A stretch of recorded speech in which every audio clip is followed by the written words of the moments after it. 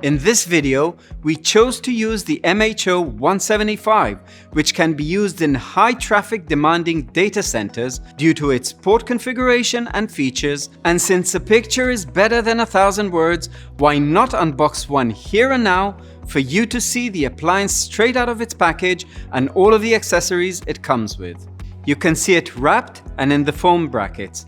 On top is some essential paperwork, the quick start guide, license agreement, and the most important, the port management map.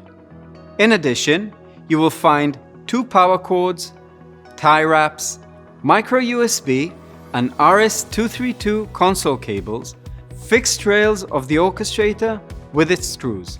Let's take a look at the MHO175 itself.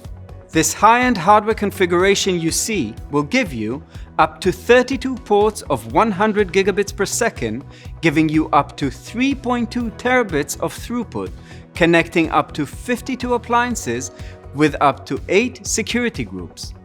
Now that we know where we are coming from, let me show you where we're going to.